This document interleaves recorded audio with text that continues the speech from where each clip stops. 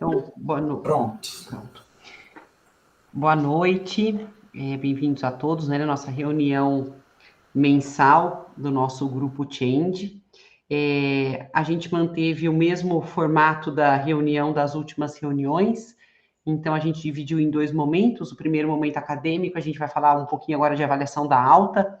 Na última reunião, a gente falou bastante sobre a ligação telefônica, né, que foi uma reunião também com muito rica, né, de discussão. E a gente finaliza com a atualização administrativa, em qual momento estamos. Esse primeiro momento, vou chamar a Natália para apresentar o nosso protocolo de avaliação de alta, e aí eu volto na segunda parte para falar de atualização administrativa. Boa noite a todos.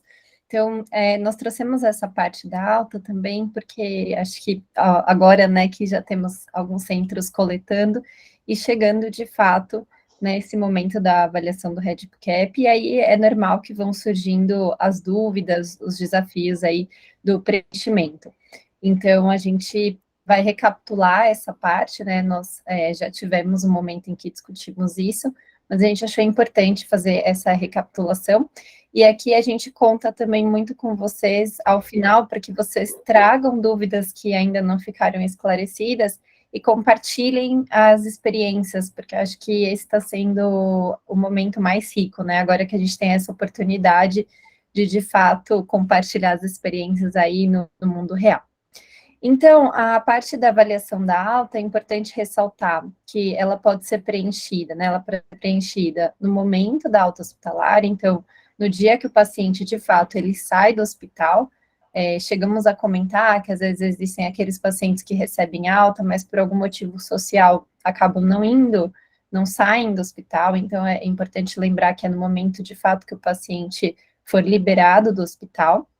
E a gente pode já começar o preenchimento dessa parte até 48 horas antes. Então, se é um paciente que a gente sabe que tem uma programação de alta, então vamos supor que ele vai ter alta no sábado, no domingo, isso já está bem estabelecido, a gente pode fazer esse preenchimento anteriormente.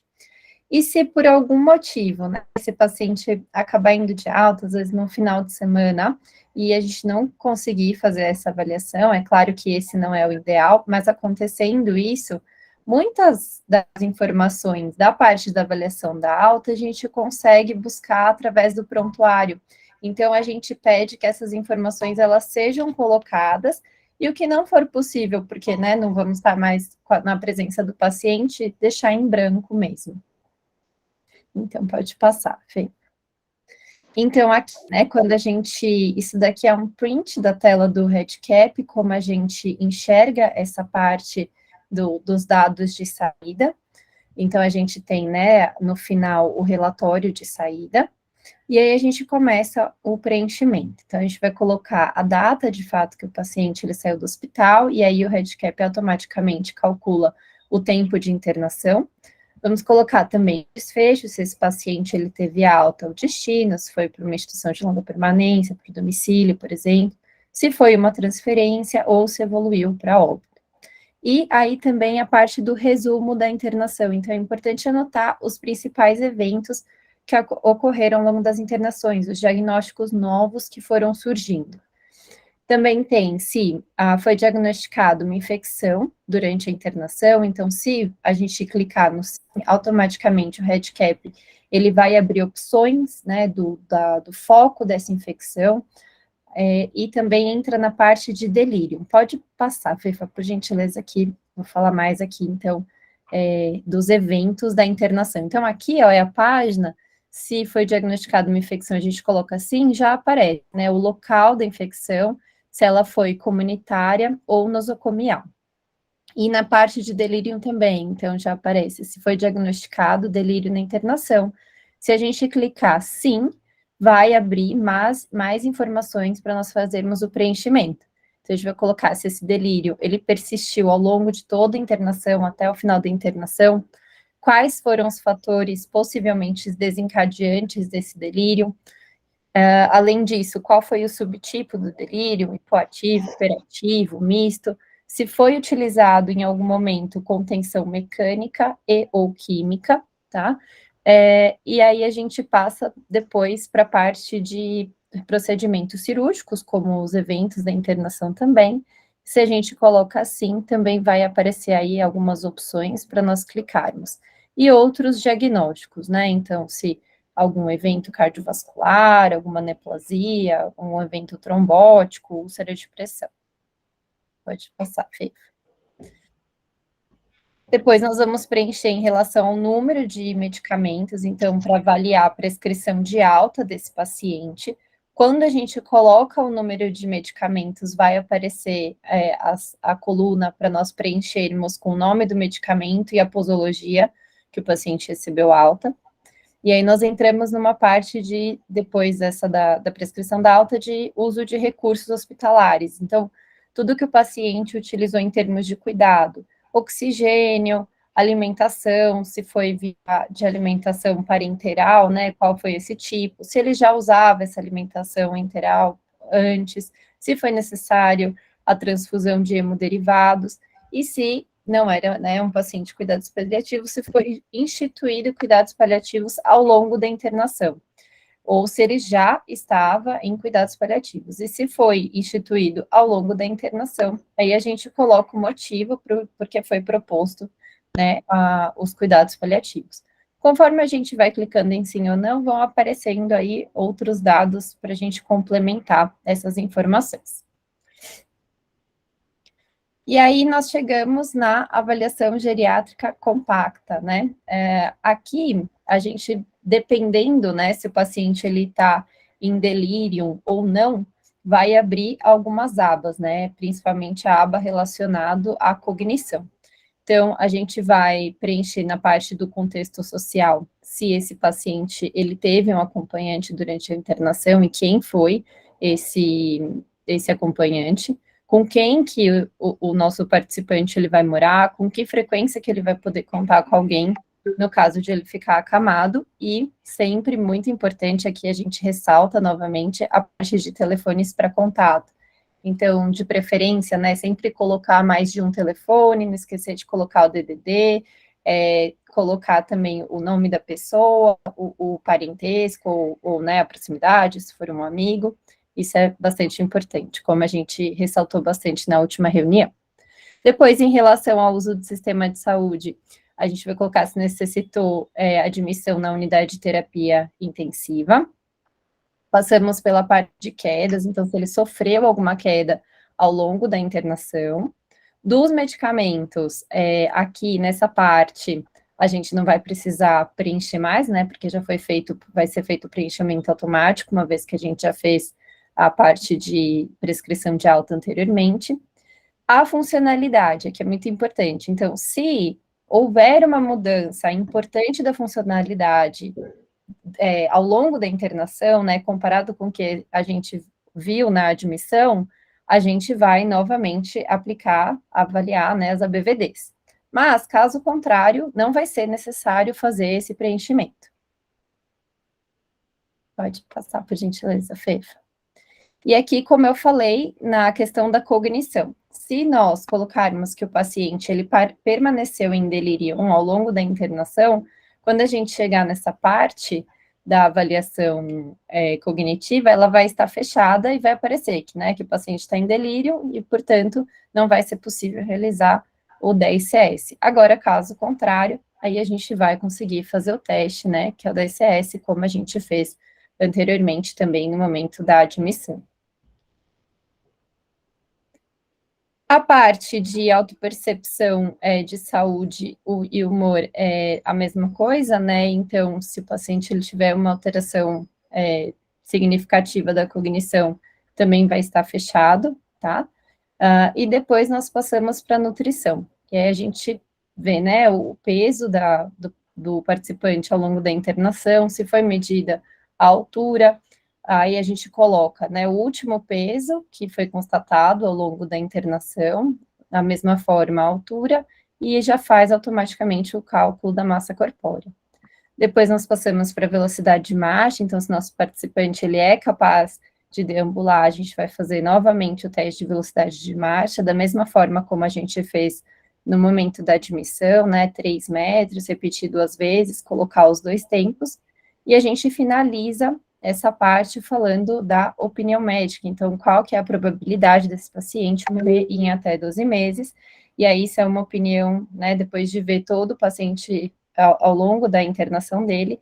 E aqui, muito importante também, como a gente combinou, né, aqui, quando tiverem alunos, residentes, é importante que essa percepção, por ser, depender muito da experiência, é importante que isso seja conversado, né, com um preceptor, para que seja um dado, de fato, correspondente à avaliação de saúde dos nossos participantes.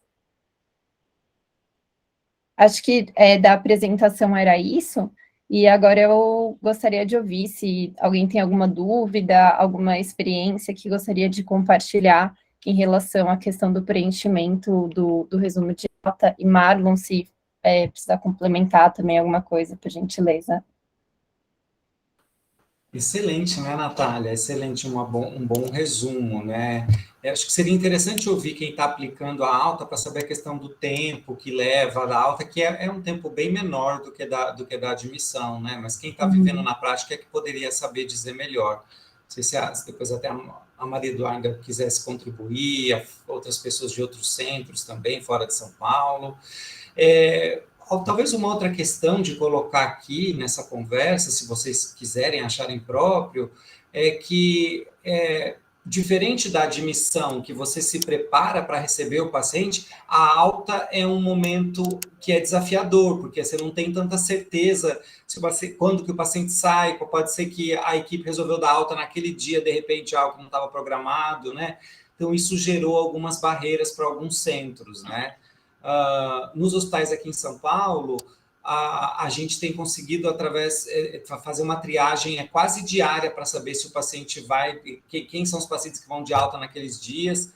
Uma outra coisa que ajuda é essa questão das 48 horas, né? Nesse prazo aí, perto da alta, de você poder tentar já poder estar liberado para fazer essa avaliação, porque já está muito perto, o paciente já está em vias de sair, você já poderia aproveitar para não ficar no momento tão que você não sabe o momento exato que ele vai sair do hospital, né? Eu acho que são essas coisas que estão ligadas à alta aí. Agora podia contar com a contribuição de quem está na prática.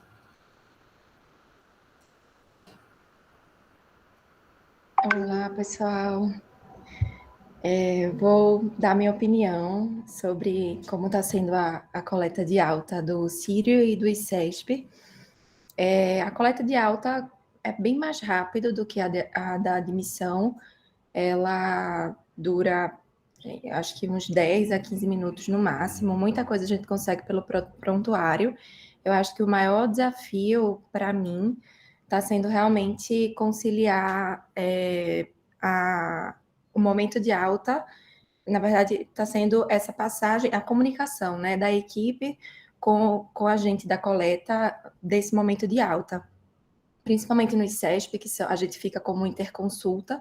Então, os pacientes não são nossos da geriatria, são de outras clínicas, muitas cirúrgicas. Então, alguns pacientes a gente acaba perdendo altas inesperadas do nosso ponto de vista. Então, isso está sendo o mais desafiador nesse momento. Mas tô achando que está funcionando muito bem. O protocolo de alta, ele é realmente muito, muito fácil de preencher. E é isso. Excelente, né? Acho que só de a gente ouvir que são uma média aí de 10 minutos, eu não sei se outros centros têm outras experiências, né? É até legal se alguém mais puder partilhar, né? Mas já é música para os nossos ouvidos, né? Ouvir que é uma coisa bem diferente da admissão. Talvez, acho que o grande desafio é criar esse fluxo de como identificar quem está em beira e quem está muito próximo de ter a alta, né? Mas, Francine, vai lá. Marlon e colegas, então, como é que está funcionando aqui no Clínicas? Realmente, essa parte da alta, sem ser esperada, né? Inesperada, assim, entre nós, colegas, assim, essa falta de comunicação que é o que está fazendo com que a gente, às vezes, perca o paciente, né? Perca de fazer esse relatório de saída. Então, assim, o que a gente tem feito aqui em Porto Alegre? nós temos um grupo de WhatsApp, né, dos pesquisadores ali, enfim, que aplicam os questionários, tudo, e a gente tenta manter, assim, sempre, como os pacientes que a gente coleta são da equipe da geriatria, então, assim, eles acabam coletando os pacientes que eles mesmos vão dar alta, então, isso facilita um pouco, tá? Que daí eles avisam, falam para o colega, enfim, e eu costumo controlar isso via tabela. No Excel mesmo, eu criei uma tabelinha com a previsão de alta e todos os dias eu atualizo ela, né? Essa tabelinha porque realmente, assim, nós no início, como a gente está coletando de fato há umas 2 semanas, no início da coleta, acabou tendo algumas perdas justamente por isso, né? Porque o paciente tinha alta, nós não sabíamos, enfim, mas é tudo questão de conversa e com o passar dos dias, né? Quanto mais a gente coleta, mais experiência a gente vai ter e consegue se ajustar. Mas é muito tranquilo, assim, o relatório de saída é muito tranquilo mesmo. E tem sido bem legal aqui a coleta aqui em Porto Alegre. Que ótimo, Francine. Acho que tem 2 pontos legais aí. Lembrar que alguns centros no começo, que estavam nessa fase inicial, começaram a falar, nossa, a gente perdeu a alta, o paciente ele saiu do projeto. Lembrar que ele não sai mais uma vez que entrou, né? Assim, a não ser que ele peça para sair, que se ele se recusar, aí, é claro, é um direito dele. Mas aí, aquilo que a Natália falou muito bem na apresentação dela, se você não consegue fazer uma avaliação presencial, mesmo assim você consegue captar ao redor de 80% da avaliação da alta sem ver o paciente, só com os dados do prontuário. Não é o ideal é que a gente consiga ver o paciente e anote tudo, mas numa situação que vai acabar acontecendo com algum caso ou outro, aí o paciente não sai, você anota as informações que tem disponível, tenta falar com o médico que deu a alta, tira algumas informações a mais e preenche aquilo que for possível, né? Um outro ponto legal é que o Thiago, quando construiu o REDCap, ele construiu aquele que vira um resumo da admissão e um resumo da alta. Aquilo do ponto de vista, que nem é para pesquisa aquilo, né? Uma página a mais que tem no REDCap, que já gera automático, né? Através das informações que você clicou, que você construiu, e aquilo gera um template para a parte clínica, né? Para uso da parte clínica, se a equipe de vocês, se o hospital de vocês tiverem interesse nisso, né? Se não tiver, isso vai estar criado lá e tudo bem, já está criado, né? Mas é algo também para a prática, né? Eu não sei se outros centros, né? Se alguém quiser partilhar, não sei se Brasília, o pessoal da Bahia, do Norte, algum outro centro queira partilhar, mesmo que não tenha começado a coleta, se essa coisa da alta é algo que está preocupando vocês, o que vocês acham, se vai dar para ter uma organização para tentar minimamente saber mais ou menos, se esse prazo de 48 horas ajuda também. São coisas que era legal a gente ouvir outras realidades, né? Marlon? Oi, Marco Polo. Eu vou até ver se tem alguns dos residentes que estão aqui, porque eles é que estão fazendo a coleta, e lá, e em Brasília, nós tem um rodízio na enfermaria. Então, agora, no próximo mês, vai mudar a residente. Não, estou vendo aqui na lista, eu mandei o convite, eu acho que eles deviam ter algum compromisso. Mas, bem, nós, se eu não me engano, conseguimos coletar 2 pacientes até o momento. Nós tivemos isso, assim, no momento da alta ali, exatamente, de depois completar os dados com um prazozinho aí desses 48 horas e conseguiu fazer. A residente falou que ela conseguiu, me mostrou e tudo, ela chegou a fazer sim, tá? A questão é justamente aquela do volume de pacientes que a gente está tendo atualmente, e pacientes que são de longa permanência, que já estavam com a gente, e com isso não abre vaga para novos entrarem, então a nossa dificuldade é mais essa dificuldade operacional mesmo da quantidade, mas tirando isso, nós estamos lá no aprendizado, tá? Na curva de aprendizado aí, tá bom? Que ótimo, que ótimo. Você sabe que você falando, Marco Polo, dos residentes, você lembrou um pouco mais a nossa experiência aqui do HC. O fato da gente também ter os residentes, eles também rodam, a nossa enfermaria eles rodam a cada 3 meses, né? É o R3 que passa, né? Esse é o R1 da geriatria. E aí, o fato de O HC é mais fácil que, por exemplo, o CESP, que a Maria Eduarda falou agora, ou o Sírio, são outros centros que são muito próximos da gente aqui.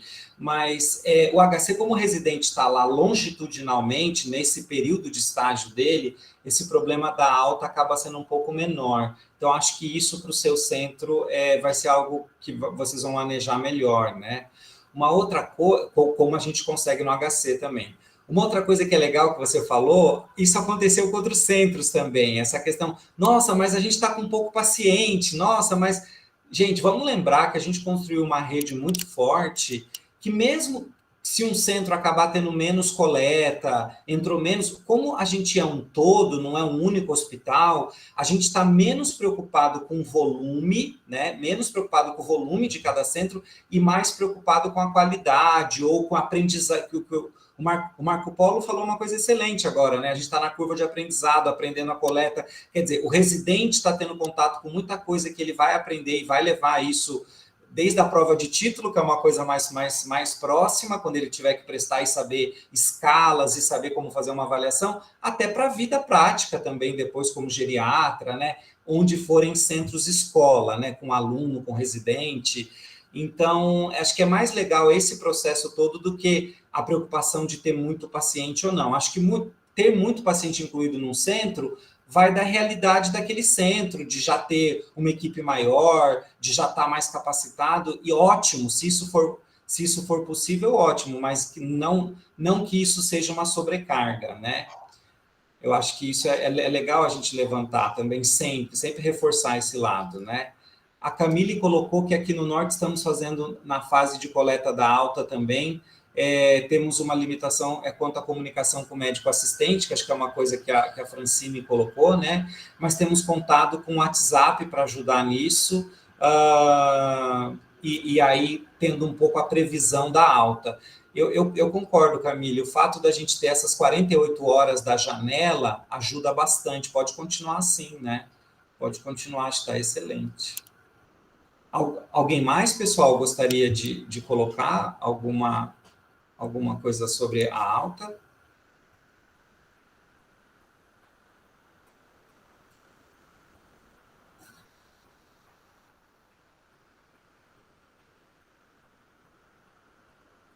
Se alguém mais quiser partilhar, a gente tem um minutinho ainda aí do tempo.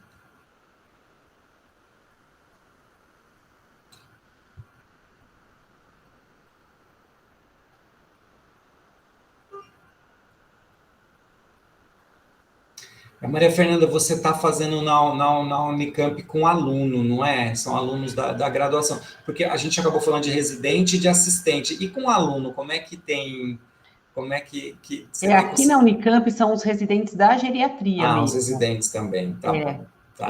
São os residentes da geriatria, eles têm dado um feedback muito positivo, porque a gente tem usado também para aprendizado, para discussão, e eles conheceram muito, tem muita coisa do nosso protocolo que eles não conheciam ainda, então eu tenho apresentado as escalas, e está sendo um resultado muito bom, eles estão dando um retorno muito bom. Eu sempre fico preocupada, porque é uma avaliação muito extensa, né? Então, eu sempre fico preocupada deles não desanimarem, de não preencher de qualquer jeito, e eles têm dado um retorno muito positivo.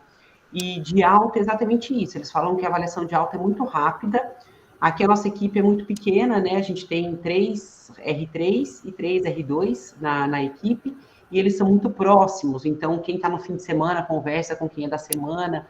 Então, não tem tido dificuldade de comunicação, porque o grupo é muito pequeno e o nosso volume de paciente internado também é baixo. A gente não tem uma enfermaria grande de geriatria aqui.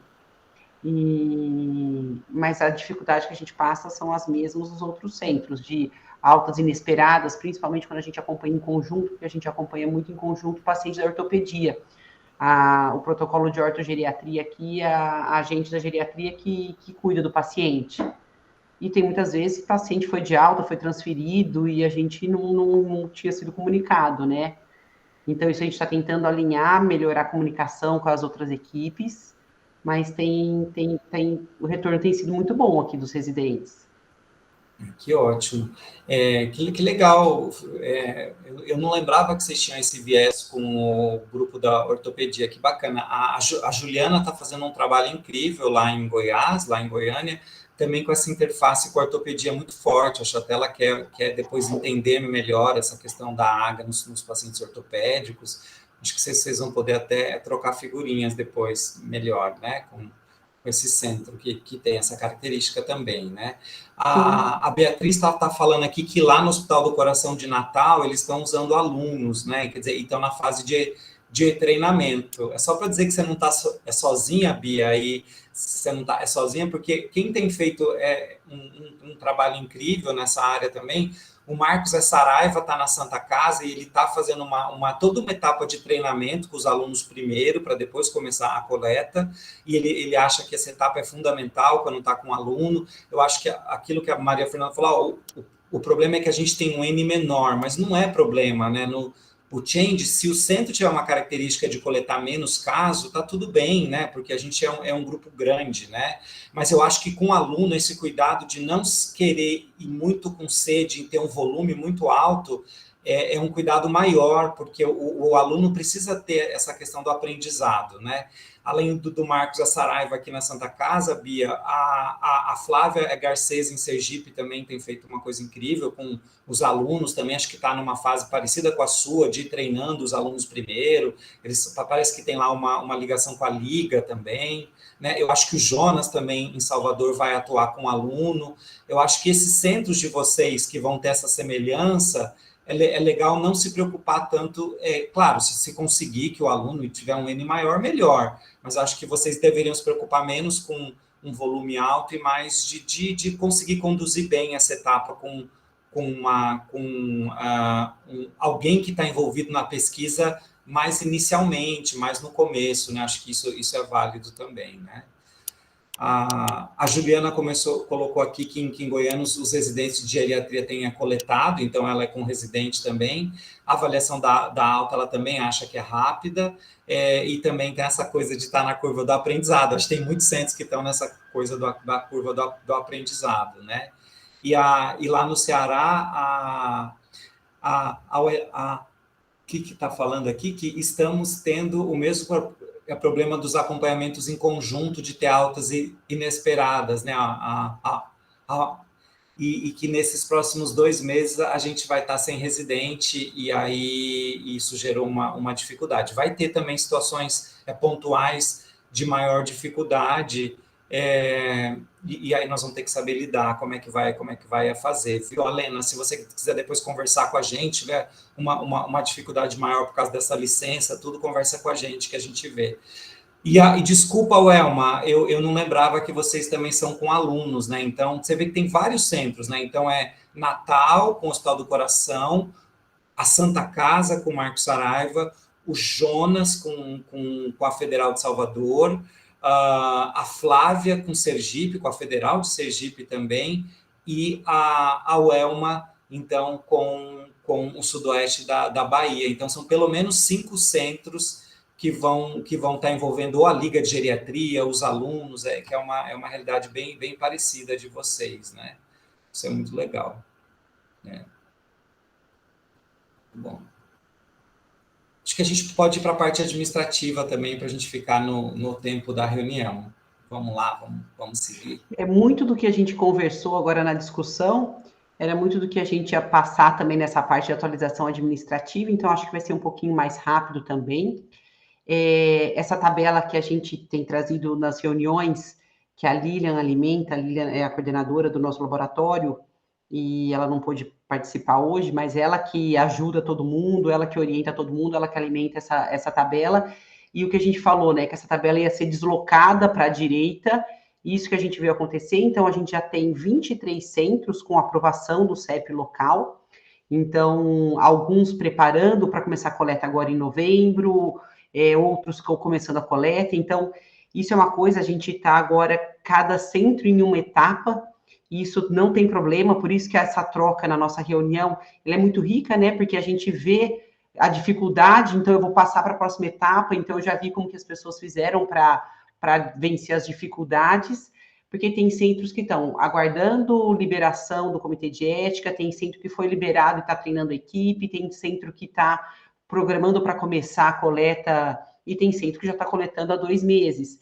Então, essa rede, essa troca de experiência faz o nosso grupo ficar muito forte, muito homogêneo, né? A gente, apesar do tamanho, da heterogeneidade de cada região, a gente consegue, em cada reunião, homogeneizar nosso olhar, nossa forma de avaliação.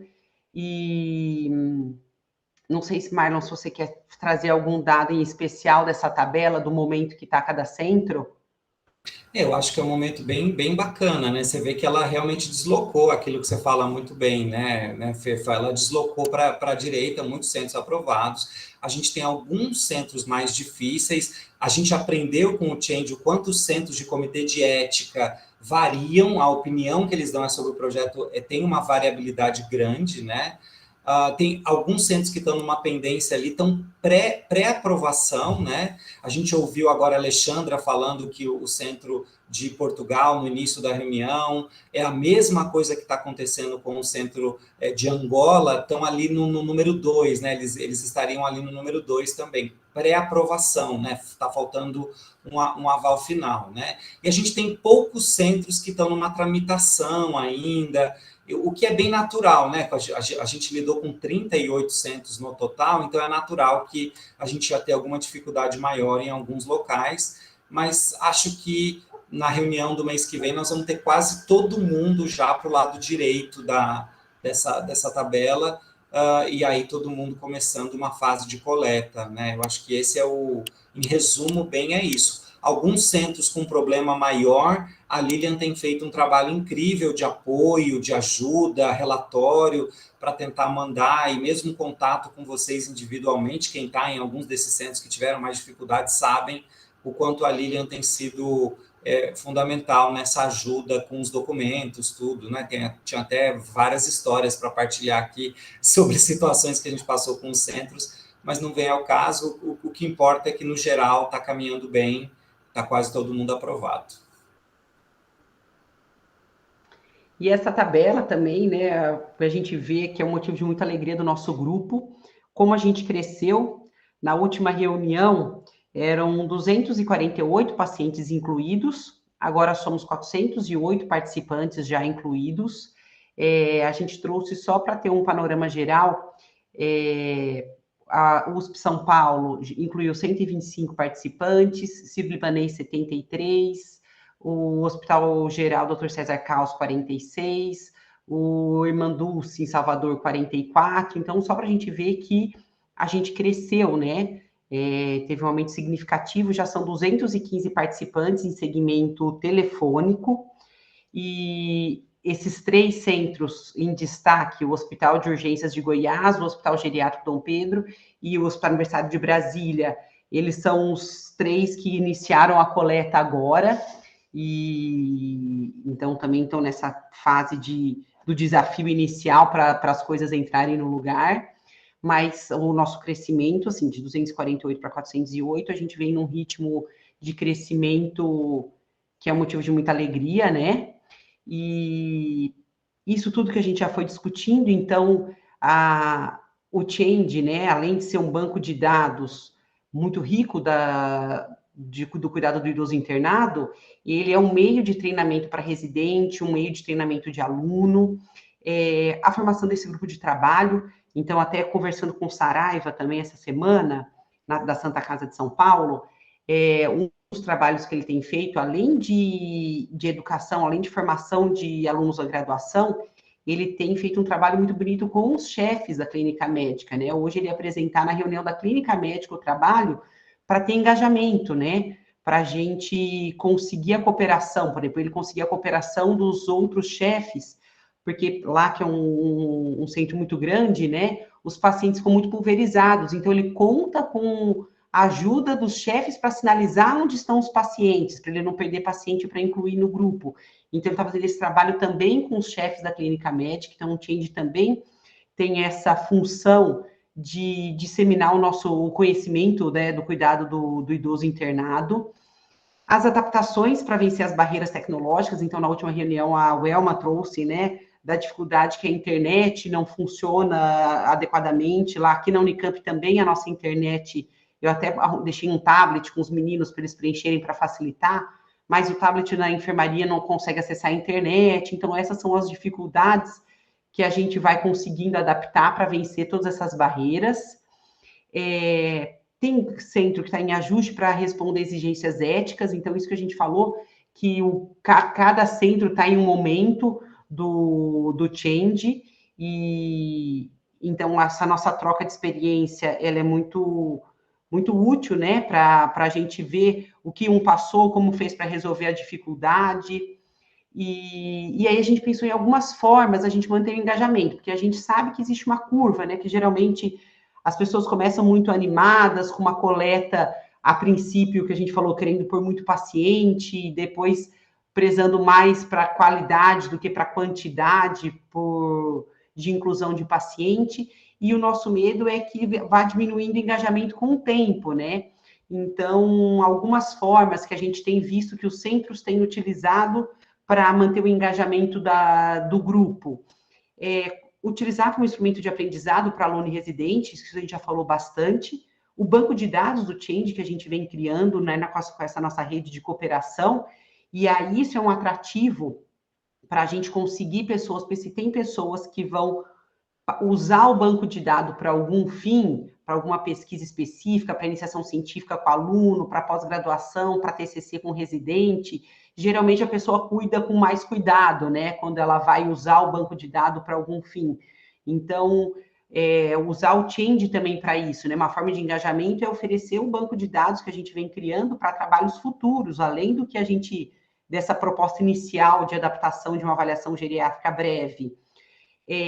O que eu sempre trago para os residentes aqui da Unicamp, eu acho que é importante a gente sempre mostrar a grandeza do Change, né? Que é uma pesquisa multicêntrica, que tem 38 centros, que tem centros internacionais, que tem todos os centros de todas as regiões do Brasil, que é um grupo colaborativo, então a pessoa ter ideia que ela faz parte, que a participação dela é importante, que ela se empenhar para um preenchimento de qualidade é importante, e que a gente deve fazer a forma correta sempre, né? Então, evitar fazer de qualquer jeito, fazer rápido, inventar dado. Então, isso é muito da nossa forma de engajar e a pessoa ter noção do todo que ela vem participando, né? Então, muitas vezes, eu acho que o Marco Polo falou que convidou os residentes, eu também geralmente convido os residentes, que eu acho importante eles terem noção do tamanho que é o Change, assim, os grandes centros do Brasil participando, grandes nomes da geriatria que são nossas referências de formação. Quando a gente vai em congresso, a gente assiste aula, quando a gente pega para estudar um livro, a gente lê capítulos, as pessoas estão participando do Change. Então, acho que a pessoa ter noção do todo, a gente consegue um engajamento maior, né? E aí a gente sabe que para não deixar a peteca cair, a gente precisa de tempos em tempos estimular, né? De tempos em tempos, talvez fazer reunião, mostrar o quanto que cresceu, o quanto que coletou, discutir, abrir um caso para discutir, para a gente sempre manter a chaminha acesa, né? O interesse pelo preenchimento adequado, pela participação da pesquisa. E aí é que a gente acabou que já abriu para a gente discutir as experiências de cada um, mas não sei se o Marlon, a Natália, alguém gostaria de acrescentar alguma experiência, que eu acho que a gente acabou discutindo na parte acadêmica, muito da parte administrativa também, né, Marlon? Porque eu acho que a questão da alta era um ponto que estava pegando para alguns centros, e mesmo quem não começou a coleta ainda, é legal ouvir algumas dicas que a gente deu, ouvir a prática, acho que tinha essa necessidade na parte acadêmica de hoje, né? Só eu acabei não lendo o que todos escreveram aqui, mas o Lucas tinha escrito também que em Recife, o que aconteceu? Olha só que legal, era um centro que estava com uma dificuldade com a alta, né? Já falando de experiência deles, né? Que é lá o Hospital Real Português de Recife, e eles acabaram tendo um apoio de uma enfermeira que fica no hospital, e essa enfermeira, com uma aluna de enfermagem, é que apoia os médicos de fazer a avaliação da alta, que é uma avaliação menor, mais simples, mais rápida. Então, eles conseguiram com o apoio de uma enfermeira. É um relato de experiência dele lá com Recife, né? E aí a Francine colocou que eles também já estão na coleta de dados, e se isso aparece para nós aqui. É até legal colocar isso, porque é o seguinte, tem uma questão ética que cada centro consegue ver apenas os dados coletados do seu centro, mas o nosso centro coordenador geral, quer dizer, e só algumas pessoas, que no caso somos eu e o Tiago e a Lilian, a gente consegue ter uma visão geral do projeto, então a gente consegue saber como está encaminhando a coleta aí em Porto Alegre, Francine, e em outros locais. Mas, por exemplo, eu tive que fazer reunião com o pessoal do Irmã Dulce na questão ética para mostrar para eles que outros centros não tinham acesso a informações do Irmã Dulce, só o coordenador geral do projeto e o pessoal do Irmã Dulce. Então, por uma questão ética, cada centro vê o seu dado, mas isso não é passado para os outros centros, né? E isso é uma questão de como que precisa ser a gente garantir a confidencialidade do dado, né? Então, isso a gente entra nessas normas, mas a gente acaba tendo acesso, então, à coleta que está sendo feita em cada local, por uma centralização do computador do Hospital das Clínicas, a gente acaba tendo esse acesso, então, tá? Mas acho que realmente a gente acabou falando um pouco das experiências antes, mas acho que é legal se alguém quiser colocar de dificuldades ou coisas bacanas que aconteceram ao longo dessa coleta. A Ingrid levantou a mão, é um centro que está começando agora a coleta, né? Um centro bem diferente, que é o Dom Pedro. Ingrid, se você quiser falar, tá às ordens para você. Claro, Marlon. Só para as pessoas entenderem, eu estou no Dom Pedro, e o Dom Pedro é um hospital que a gente tem que é de cuidados continuados, junto com uma LPI. Então, o que a gente propôs? Que nossos pacientes seriam numa intercorrência aguda que a gente ia tentar colocar no projeto. Só que a gente teve de experiência, duas coisas, né, Marlon, que acho que eu vou trazer para cá, que eu conversei com o Marlon, foi pacientes que nós temos com alteração cognitiva grave, que não tem curadores e também não tem familiares, né? Então, como que a gente faria com o termo de consentimento livre, esclarecido, que a gente não queria perder esses pacientes. E outro problema que a gente teve é que a gente seria um paciente errado no REDCap e a gente não sabe como tirar esse paciente. Na verdade, ele entrou para reabilitação dentro do hospital, mas ele não está em intercorrência aguda. Então, eu queria só das intercorrências agudas. Que bacana, Ingrid, que o centro de vocês tem várias particularidades mesmo, né? Só quem viveu o Dom Pedro sabe dizer com detalhes, né, Ingrid? E eu vivi lá 2 meses, sei bem como é. Esse segundo caso que você colocou, que é de ter inserido o paciente, e acabou que foi um teste, né? Acabou que ele não vai ficar no projeto porque não era uma intercorrência aguda, só você mudar o nome dele para uma coisa escrito teste. Se você escrever teste, né, aí tudo bem, a gente sabe que é um caso que foi um teste, que não valeu, né? A gente até falou disso na reunião passada e acho que vale a pena reforçar esse lado, né? De que a gente coloca a palavra teste e aí tudo bem, nunca vai ser considerado como um paciente que entrou de fato na pesquisa, né? Porque realmente até isso é um outro lado ético, né? Você não pode colocar um paciente no banco de dados e simplesmente tirar ele, porque se isso fosse permitido, em geral, em pesquisa em geral, né? Você pode abrir uma brecha para fraude, para um dia isso fosse apagado e você perder o dado de um paciente. Isso não pode, né? Do ponto de vista ético, você infringe uma regra da pesquisa. Então, é por isso que não dá para apagar. Que bom que não dá para apagar, mas você pode simplesmente mudar o nome para teste e aí tudo bem, né?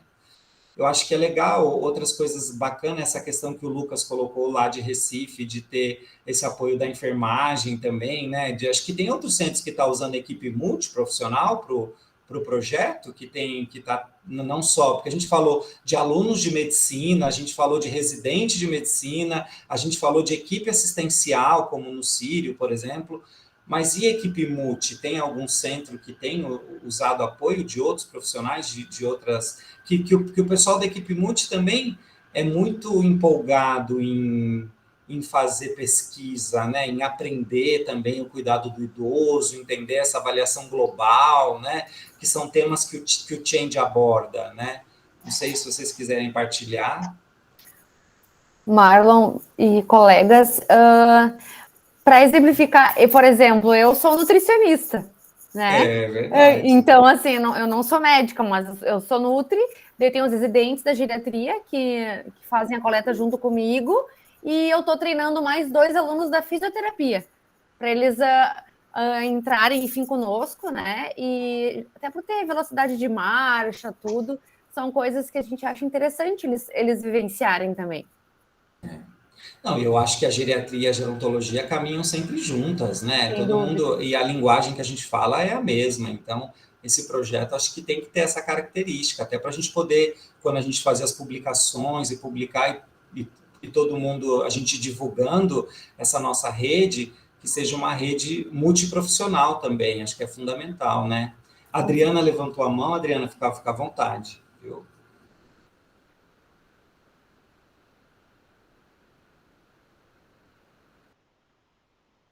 Será que ela caiu? Oi, me ouve? Sim, sim, ouvimos bem, Voltou. Adriana. Então, aqui no HCOR em São Paulo, quem está à frente da pesquisa somos eu e o Dr. Daniel Apolinário, né? Eu sou enfermeira de formação.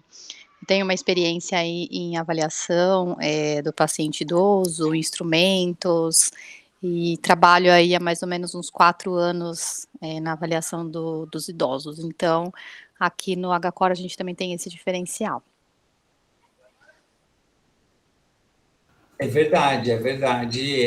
A Adriana coordena esse trabalho e, na verdade, é uma honra, Adriana, ter você no nosso projeto, porque o trabalho que vocês fazem no HCOR com o idoso bem cuidado, até eu vou ver se você começou a falar, eu já comecei a procurar o artigo de vocês aqui, seu e do professor Daniel Apolinário, que é incrível, é uma referência para nós no Brasil.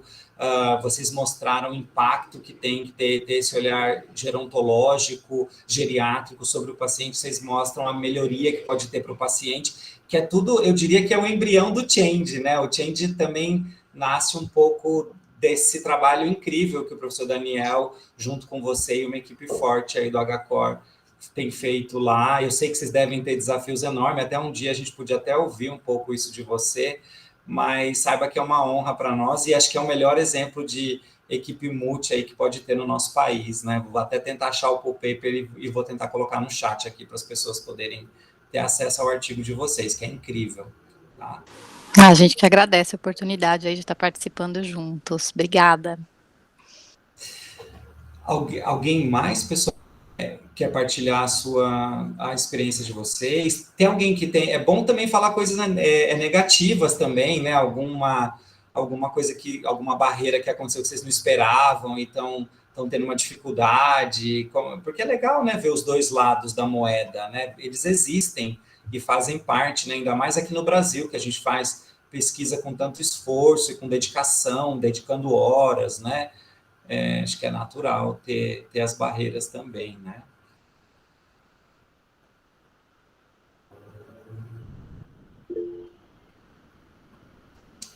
O Elma, fica à vontade, Elma, você até colocou algumas coisas aqui no chat, eu vou deixar você falar, que é até melhor, se você pudesse falar, até ajuda a gente.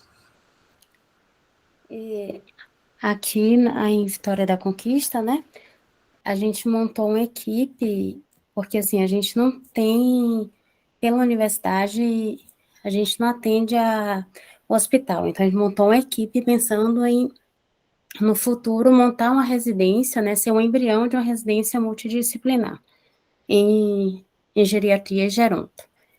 E aí a equipe tem professor da enfermagem, fisioterapia, farmácia, psicologia, nutrição. E tem alunos da psicologia, da medicina, e medicina também. Alunos da medicina, da psicologia e tem uma residente de farmácia.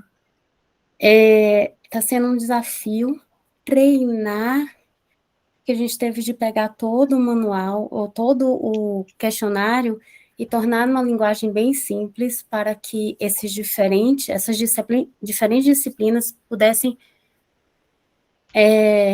conseguir conhecer os termos e poder traduzir para o paciente.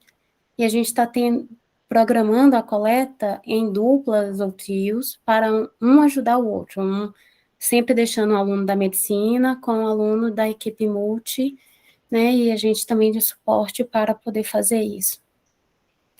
E também grande dificuldade que a gente teve foi em relação à internet no hospital, que a internet lá não é uma dificuldade de longa data, né, não pega nem celular direito, o representante da TI não quis disponibilizar o Wi-Fi, porque achou que a gente poderia comprometer o serviço deles caso a gente, se eles passassem senha, e depois de vários dias tentando ver com o diretor do hospital, ele chegou a comentar ou mandar um áudio hoje dizendo da possibilidade de ver uma alternativa para a gente ter internet.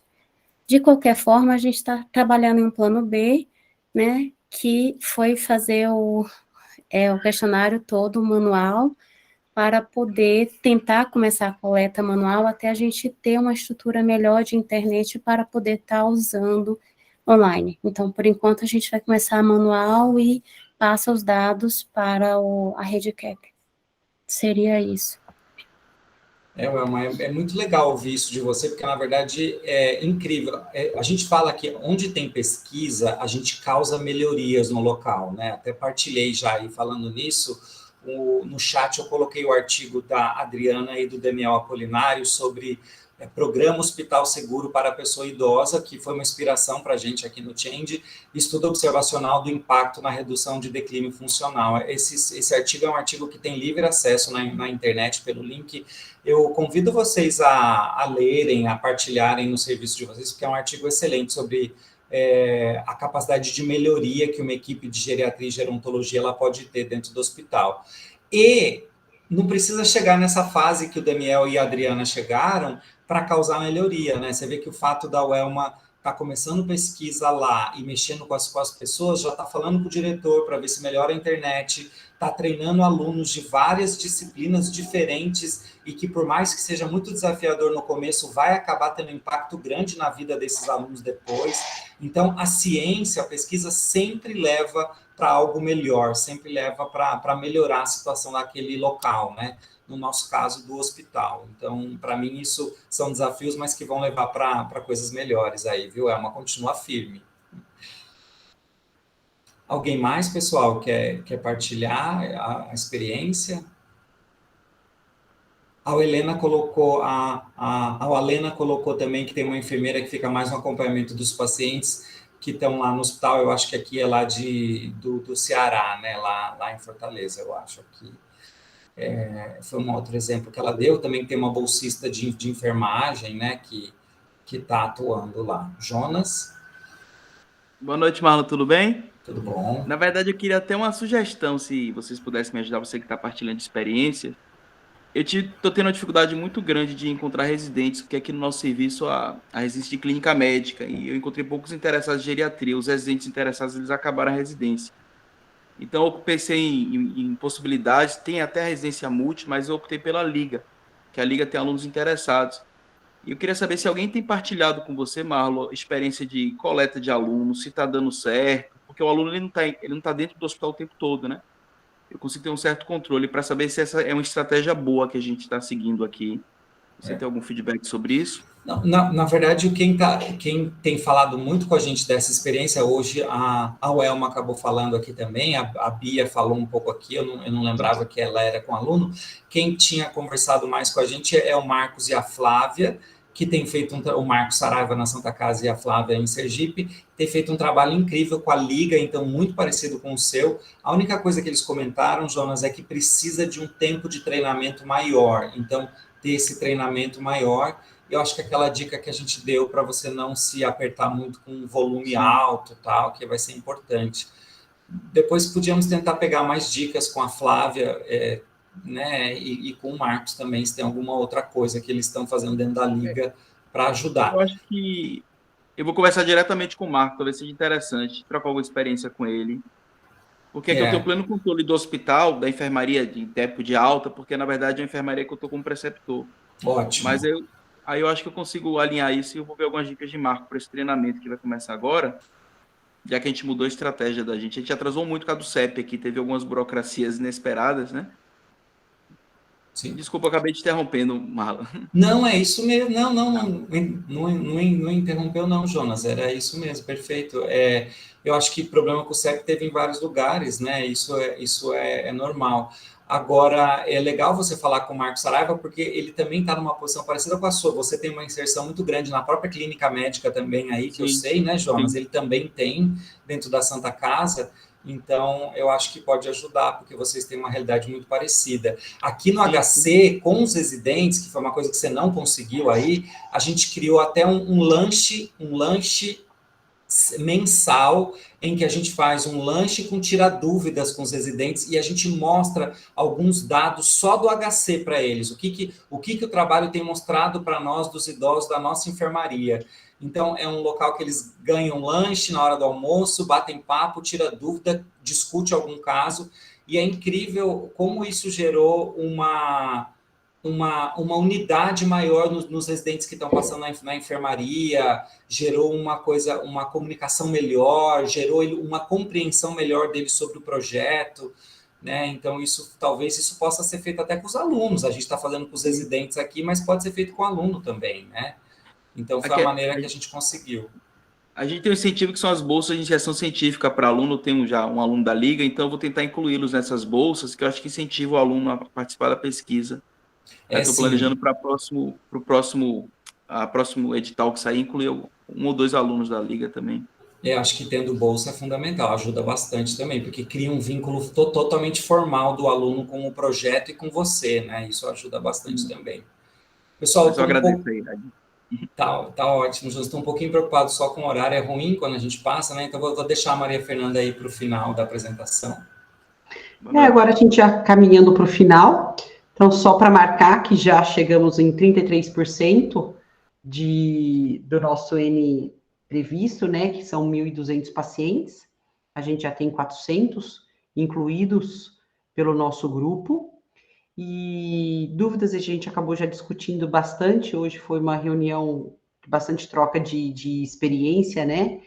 E lembrar que a próxima reunião, a última do ano, vai ser na dia 29 de novembro, às 7h30, e aí eu acho que a gente faz a pausa, né, Marlon, dezembro, e retoma em janeiro, provavelmente, né? Isso mesmo, perfeito. Já vamos estar na Copa do Mundo, né? Na próxima reunião já vai estar no meio da Copa do Mundo. Que legal, que ótimo. Que bom. Pessoal, algum comentário final? Para que a gente vai indo para o encerramento. Lembrar sempre, né? A gente faz a reunião mensal na última terça-feira do mês, 19h30, mas a gente está sempre à disposição. Natália, Maria Fernanda, Lilian, eu, Tiago. A gente tem uma equipe maior aqui no HC, que às vezes vocês não têm tanto contato. A Maria Eduarda tem feito um trabalho incrível, a Bruna também agora, a Juliana também. Então, a gente tem uma equipe maior aqui, que fica na central. A gente está sempre à disposição, é sempre um prazer poder falar com vocês, tirar dúvida. Procurem a gente se precisarem conversar, tá bom? Ótimo restinho aí do dia para vocês, ótima semana. E, de qualquer forma, na reunião a gente volta no final de novembro, então, pessoal. Boa noite. Muito obrigada, boa noite. Boa noite.